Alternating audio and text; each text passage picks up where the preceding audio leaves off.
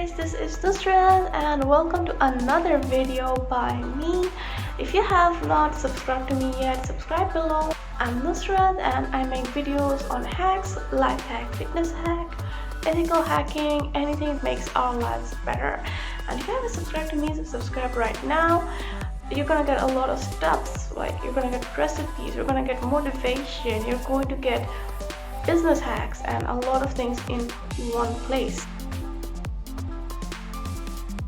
to make your life better with hacking, because like I say in this channel, hacking is evolution.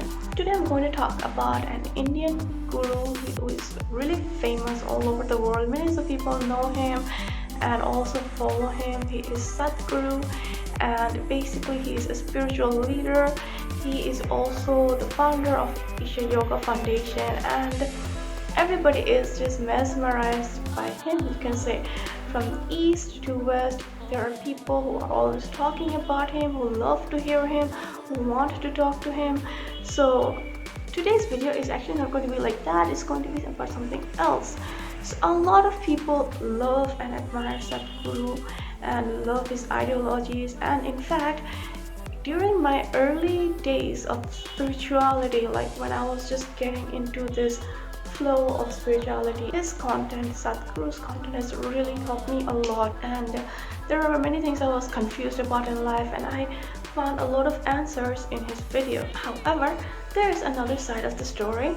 Just like any popular personality in the world, Sadhguru also has divided fans. Okay, well, there are many millions of people who are his ardent followers, who are his fans. There are also people who question his authenticity, although they are really less in number. Now, one of the things many people of this category who really question Sadhguru's authenticity have a complaint of is how come he never really answers few questions. In fact, most of the people, when they ask a question to Sadhguru, very rarely does he completely give an answer. The main complaints these people have is that Sadhguru sometimes doesn't give proper answers. He may not complete the topic, he may actually divert from the topic while giving an answer. And according to this group of people, Sadhguru talks in circles when he's like unaware or when he's not sure of what to say. So he covers it up according to them. There are some things which one has to understand when they talk about this issue. For example, suppose I ask you, hey, do you believe that air exists? You're gonna say yes, it exists. And then I ask you, how come you can't see it, right?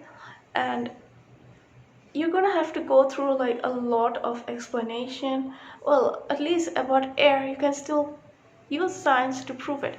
But when someone asks something like, how come you cannot see God, or where does God live, does God exist, that these are really difficult to prove in a scientific way or with logic. And these are things which I won't even go into the debate of whether spirituality, which side of spirituality is true, whether God exists or whether God doesn't exist, whether whatever we call as the supreme force of the universe is God or not. The labels, we're not going to discuss on that. But the thing is, these are questions of a higher spiritual level, you can say, right? So and even not just Sadhguru, any spiritual leader, even Buddha used to get a lot of these questions. And what happens is that sometimes the person who is asking the question may not be prepared to fully understand the answer. So what these spiritual leaders do, many of them do, is that they give references to things that the other person can understand. So for example, if a child is asking me a question, I'm not going to go and talk in the language of physics or chemistry to that child. I'm going to explain it in a manner that the child understands according to his capacity. So what happens with the spiritual leaders is that they don't really talk in circles, or they're not digressing from the point. They actually give references to what actually is true, kind of like a watered down version of what the higher truth is, so that the receiver who is listening to that person can draw reference and can understand. Anyways, this is my 2 cents on this topic, and there are definitely a lot more there's a lot more depth to it, and there are definitely a lot more questions that could be sought after regarding this topic. Why doesn't Sadhguru say this? Why did he say that? But I think, belief is a matter of opinion, and what you believe is what you get, right? It all depends upon which lens.